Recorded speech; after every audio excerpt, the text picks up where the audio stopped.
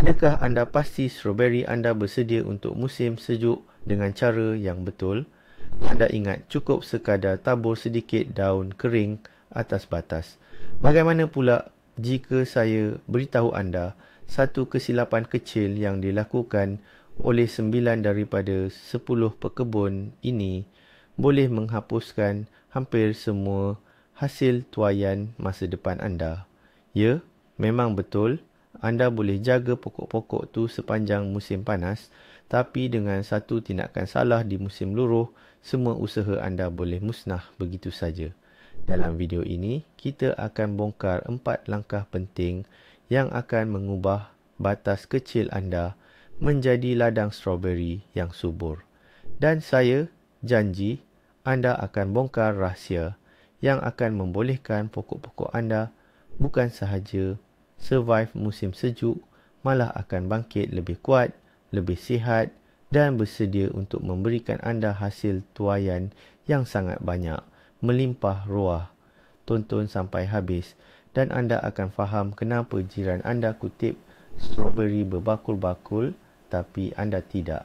Bersedia untuk mengetahui kebenarannya? Sebelum kita selami lebih dalam, mari kita fikirkan sejenak apa sebenarnya itu strawberry. Ia bukan sekadar pokok kecil yang berbuah pada musim panas. Ia adalah tanaman saka yang mempunyai kitaran hidupnya yang kompleks. Pada musim bunga dan panas, ia menghabiskan seluruh tenaga untuk membesar, berbunga dan berbuah. Manakala musim luruh pula, bukan penamat hidupnya, tetapi adalah tempoh paling penting untuk persediaan menghadapi tidur panjang. Pada musim luruh inilah keajaiban sebenar berlaku di dalam pokok kecil itu. Ia membentuk tunas bunga, tunas yang sama yang akan menghasilkan buah pada tahun hadapan. Ia mengumpul nutrien dalam akarnya untuk bertahan daripada frost dan sejuk melampau. Pada dasarnya, hasil tuaian masa depan anda tidak terbentuk pada musim bunga, tetapi sekarang, di musim luruh ini. Dan tugas kita adalah bukan untuk mengganggu, sebaliknya membantu pokok itu dalam proses penting ini. Dengan memahami ini, setiap langkah seterusnya akan mempunyai makna yang mendalam bagi anda. Baiklah, mari kita mulakan maraton persiapan kita. Yang pertama dan paling penting ialah pembersihan menyeluruh. Bayangkan batas strawberry anda seperti sebuah apartmen yang perlu disediakan sebelum ditinggalkan lama oleh pemiliknya. Apa yang kita lakukan dahulu? Betul, kita singkirkan segala yang tidak perlu. Matlamat kita adalah untuk membuang semua daun yang tua, berpenyakit, kering dan yang sudah kemerahan. Daun-daun ini tidak lagi memberi sebarang manfaat kepada pokok, malah menjadi tempat persembunyian sempurna bagi spora kulat dan larva perosak untuk berlindung sepanjang musim sejuk. Begitu juga cabut semua rumpai tanpa belas kasihan sehingga tiada satu pun yang tinggal. Rumpai bukan sahaja merampas nutrien dan kelembapan berharga daripada pokok strawberry, malah memadatkan tanah, menghalang akar daripada bernafas dengan baik. Batas yang bersih dan bebas rumpai adalah kunci kepada kesihatan tanaman. Pada tahap ini, kita bukan sekadar mencantikkan batas, tetapi kita sedang menjalankan operasi sanitasi sebenar yang boleh mengurangkan risiko penyakit pada musim bunga sehingga 50%. Sekarang, mari kita sentuh soalan paling kontroversi yang sering memecah belahkan para pekebun strawberry kepada dua kumpulan. Perlukah kita memotong atau membuang semua daun strawberry apabila menjelang musim sejuk? Anda pasti pernah mendengar nasihat, potong saja semua sampai ke pangkal, nanti tumbuhlah daun baru. Ingatlah ini baik-baik. Ini adalah salah satu mitos yang paling berbahaya. Pangkas habis. Daun adalah tekanan yang amat besar bagi tumbuhan sebelum menghadapi musim sejuk. ia akan kehilangan sistem fotosintetik semula jadinya dan terpaksa menggunakan tenaga berharga yang telah dikumpul untuk persediaan musim sejuk bagi menumbuhkan semula daun baru. Pendekatan yang betul adalah pemangkasan terpilih khusus untuk tujuan kebersihan dan kesihatan. Kita hanya membuang daun-daun yang jelas berpenyakit, yang ada tompok, karat, kering atau yang sudah menyentuh tanah. Yang sihat, hijau di bahagian tengah rumpun tidak boleh diusik sama sekali. Daun ini berfungsi sebagai perisai dan penyimpan tenaga, melindungi hati rumpun stroberi dan terus membekalkannya nutrisi sehingga tiba musim sejuk yang paling teruk. Untuk kerja pemangkasan yang halus dan teliti ini, pemilihan alatan yang betul adalah sangat penting. Lupakan sahaja sabit atau mesin pemotong rumput. Sahabat terbaik kita pada tahap ini ialah gunting pangkas atau gunting kebun yang tajam. Mengapa ketajaman itu begitu penting? Alat yang tumpul tidak akan memotong dengan bersih. Sebaliknya, ia akan merenyukkan dan mengoyakkan tisu tumbuhan. Ini meninggalkan luka terbuka yang sangat mudah dijangkiti penyakit. Sebelum memulakan kerja dan setiap kali anda beralih dari satu pokok ke pokok lain, pastikan anda mendisinfeksi mata pisau alatan anda. Anda boleh menggunakan sebarang larutan berasaskan alkohol, chlorhexidine, atau larutan pekat potasium, permanganate. Ini bukan sekadar paranoid, tetapi adalah amalan kebersihan profesional seorang pekebun. Dengan cara ini, anda dapat mengelakkan penyebaran penyakit yang mungkin ada dari satu tumbuhan ke seluruh kawasan ladang anda. Dan sudah tentu, jangan lupa memakai sarung tangan. Sarung tangan ini bukan sahaja melindungi tangan anda, malah juga mencegah pemindahan patogen. Perkara seterusnya dalam rutin penjagaan kita ialah menguruskan sulur. Sulur-sulur panjang ini yang digunakan pokok stroberi untuk membiak sudah pun banyak menghabiskan tenaga pokok induk menjelang musim luruh. Jika anda tidak berhasrat untuk mengembangkan kebun atau mendapatkan anak pokok baru, semua sulur ini perlu dibuang tanpa belas kasihan. Tidak lagi diperlukan. Potonglah sulur-sulur ini serapat mungkin dengan pangkal pokok induk. Jangan tinggalkan ekor panjang yang boleh mereput atau menjadi punca penyakit. Jika anda memang ingin mendapatkan bahan tanaman baru, sepatutnya menjelang musim luruh, anda hanya perlu mengekalkan roset pertama yang paling kuat dari setiap sulur dan membuang yang lain.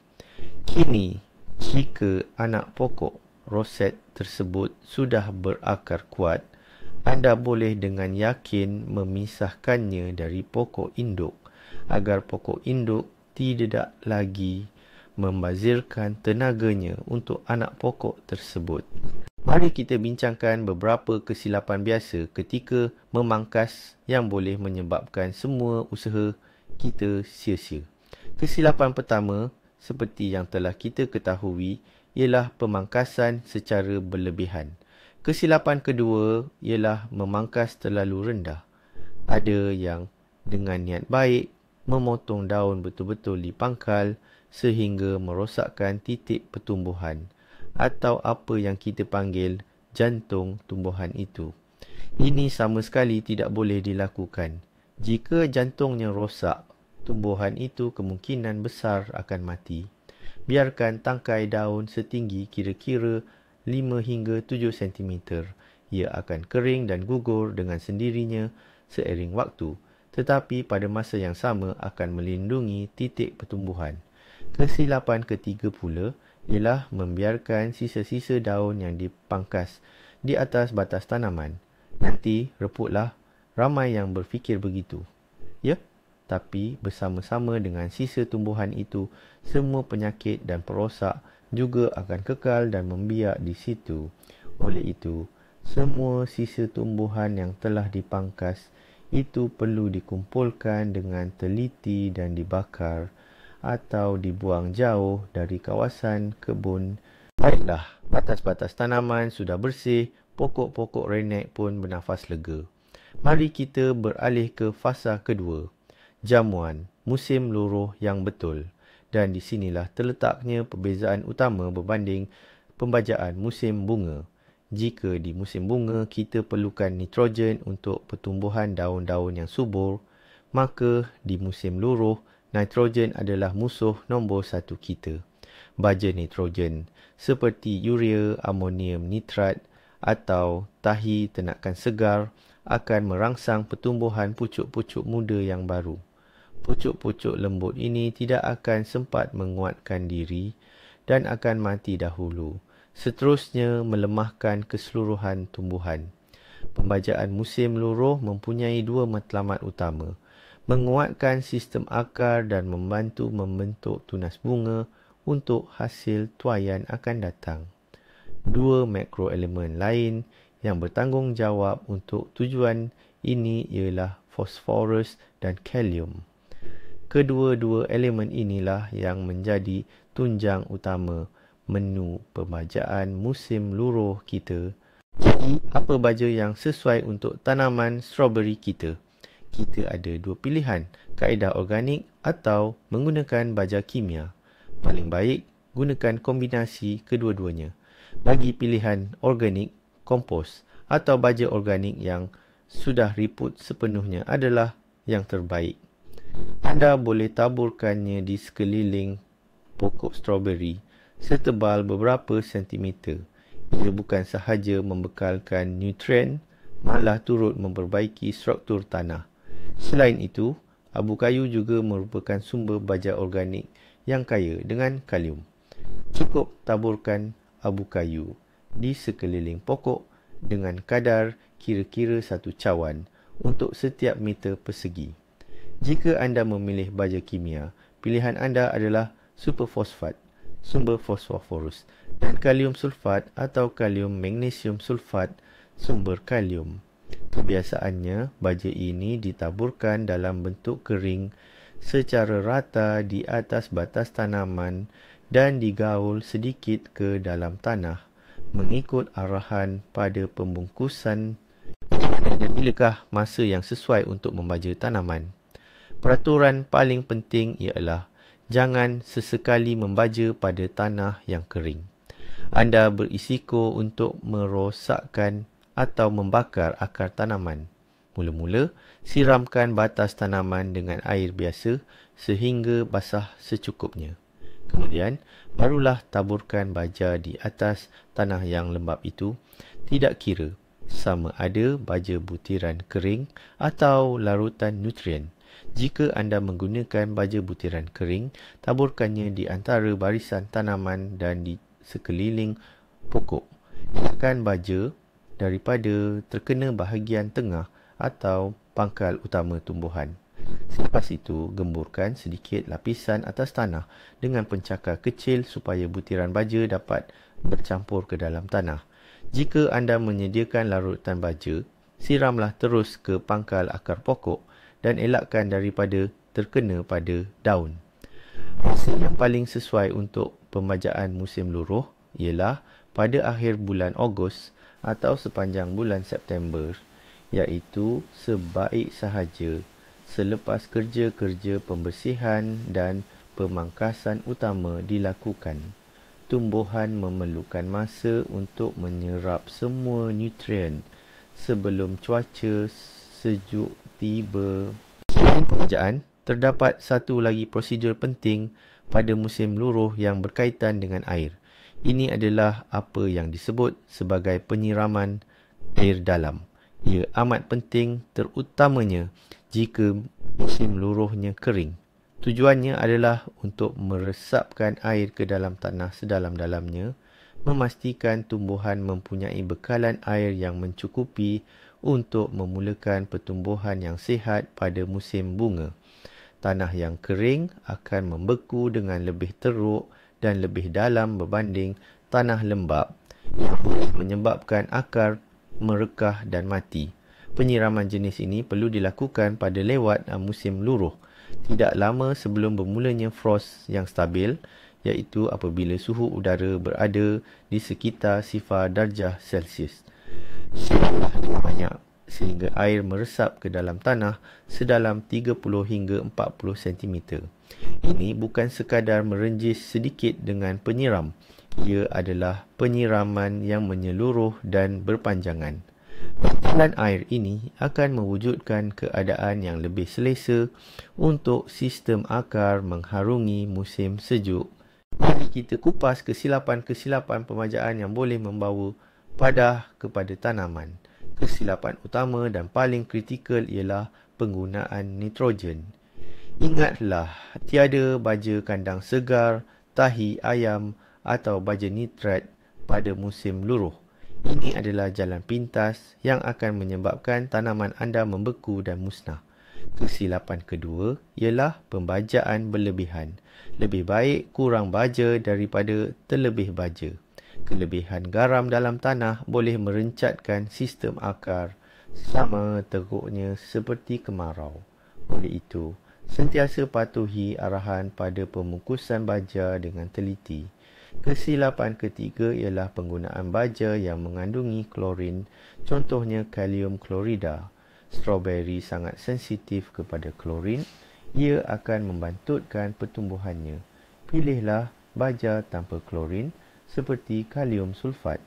Dan ingatlah, pembajaan musim luruh bukanlah pecutan tetapi maraton. Kita membekalkan nutrien bukan untuk kesan serta-merta, tetapi untuk membina simpanan jangka panjang bagi sepanjang musim sejuk dan musim bunga.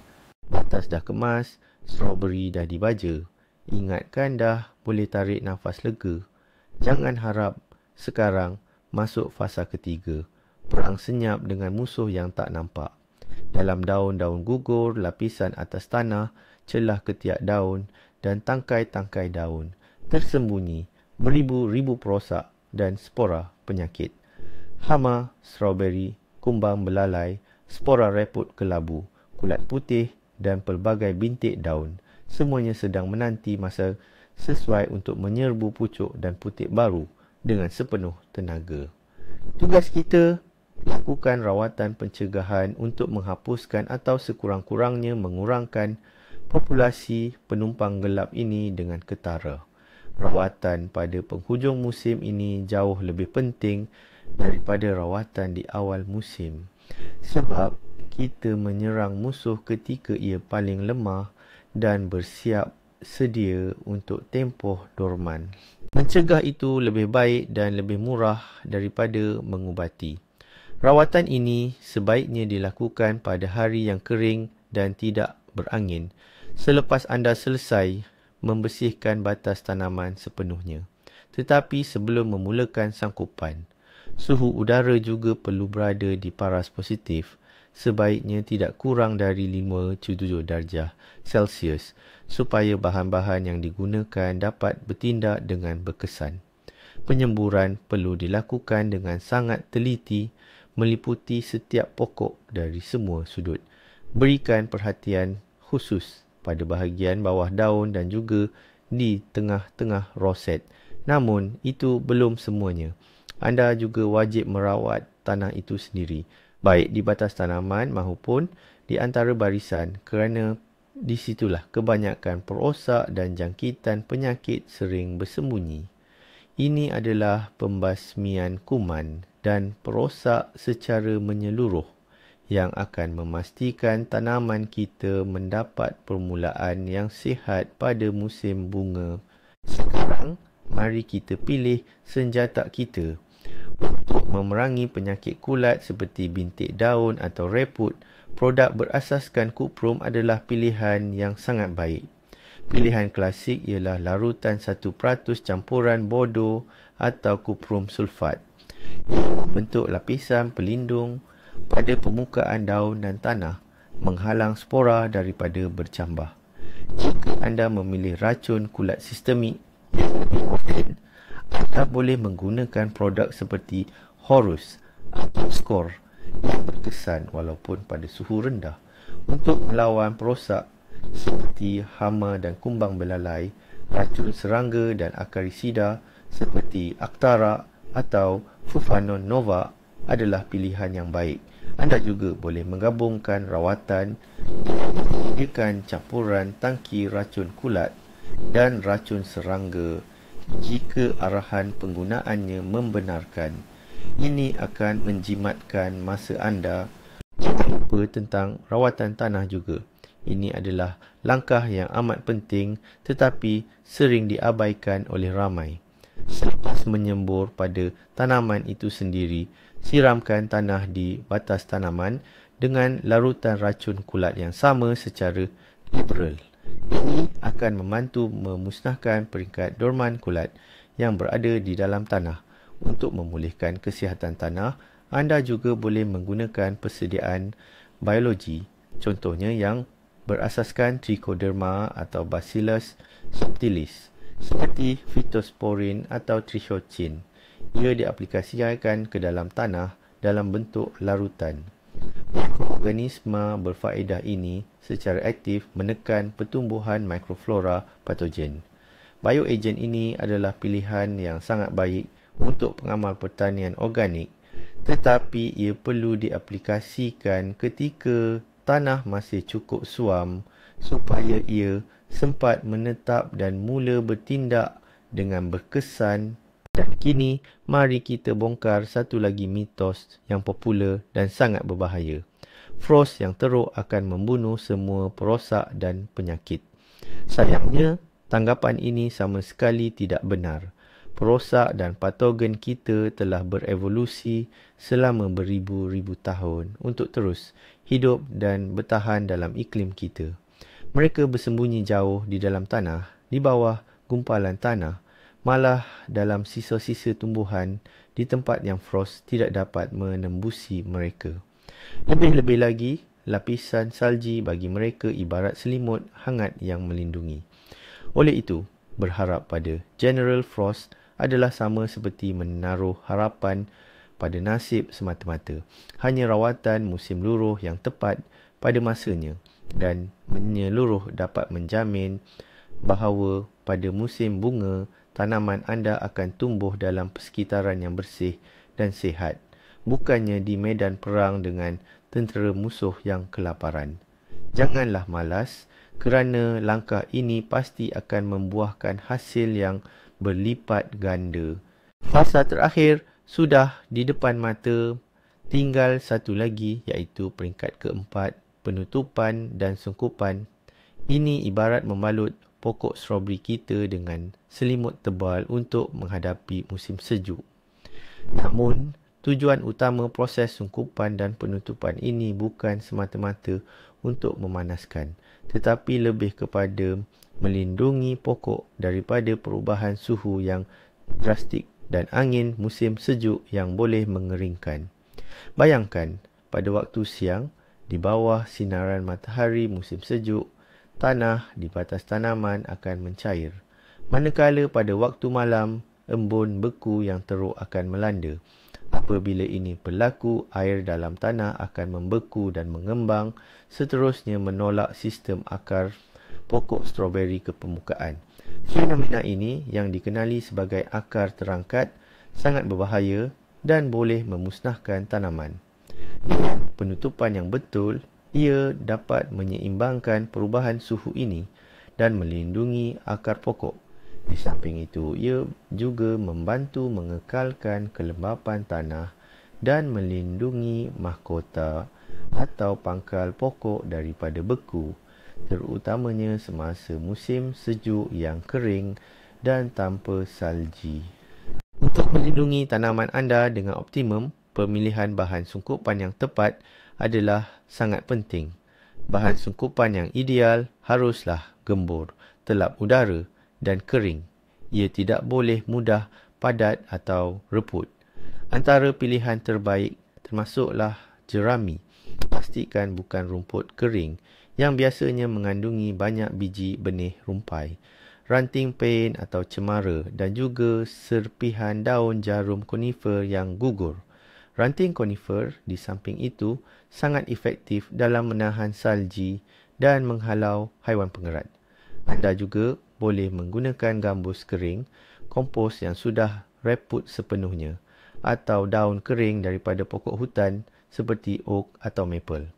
Walau bagaimanapun, elakkan menggunakan daun dari pokok buah-buahan kerana ia kerap berpotensi membawa penyakit. Lapisan sungkupan ini perlu cukup tebal, sekitar 10 hingga 15 cm agar ia dapat berfungsi dengan efektif.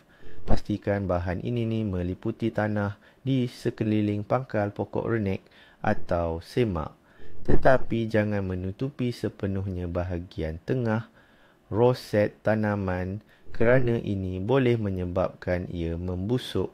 Sekarang, mari kita bincangkan apa yang sama sekali tidak boleh digunakan untuk melindungi tanaman. Pertama dalam senarai larangan adalah habuk papan yang masih baru. Habuk papan ini akan padat membentuk kerak keras. Tanaman akan mereput di bawahnya kerana tiada pengudaraan. Selain itu, semasa proses pereputan, ia akan menyerap nitrogen berharga daripada tanah. Penggunaan plastik jenis polyethylene juga sangat tidak digalakkan. Di bawahnya, wap air akan terkumpul dan tiada pengudaraan. Akibatnya, apabila cuaca mula panas, pokok renek anda hanya akan mereput. Najis haiwan yang masih baru juga perlu dielakkan sebagai sungkupan. Ia bukan sahaja boleh membakar akar tanaman, malah berpotensi menjadi punca pelbagai penyakit kulat. Dan seperti yang telah saya sebutkan, berhati-hati dengan daun-daun pokok buah-buahan dari kebun anda sendiri. Daun-daun ini berpotensi menjadi punca jangkitan atau penyakit. Memilih bahan sungkupan yang betul adalah separuh daripada kejayaan dalam usaha melindungi tanaman anda. Perkara paling penting dalam melindungi pokok stroberi adalah masa yang tepat. Ingat, lebih baik lambat sedikit daripada terlalu awal. Jika stroberi ditutup terlalu awal ketika hari masih panas di bawah lapisan mulsa yang tebal, ia boleh membusuk dan terperap. Kerosakan akibat reput ini sama berbahayanya dengan kerosakan akibat beku. Tunggu sehingga frost kecil dan stabil berlaku pada waktu malam dan lapisan atas tanah sedikit membeku. Ini biasanya berlaku pada akhir Oktober atau November, bergantung kepada wilayah anda. Frost ringan sebenarnya memberi manfaat kepada stroberi. Ia mengeraskan dan menjadikannya lebih tahan lasak. Barulah selepas itu, pada hari yang kering, anda boleh mula melindungi pokok. Jangan tergesa-gesa. Sentiasa pantau ramalan cuaca. Sebagai sentuhan terakhir, ini amat penting terutamanya bagi kawasan yang mengalami cuaca sejuk yang mencabar atau suhu rendah yang berpanjangan. Ini melibatkan penciptaan perlindungan udara tambahan. Setelah anda selesai melakukan sungkupan pada batas tanaman, anda boleh memasang lengkungan rendah di atasnya dan menutupinya dengan bahan bukan tenun seperti spunbond atau agrofiber dengan kepadatan 40 hingga 60 gram per meter persegi. Penting untuk memastikan bahan ini tidak bersentuhan terus dengan pokok, sebaliknya ada lapisan ruang udara di antaranya. Udara itu sendiri merupakan penebat haba terbaik. Perlindungan sebegini akan mewujudkan makroiklim yang ideal, melindungi dari angin sejuk yang menusuk dan suhu yang sangat rendah. Tepi bahan perlu ditekan rapat ke tanah menggunakan batu atau papan supaya tidak diterbangkan angin.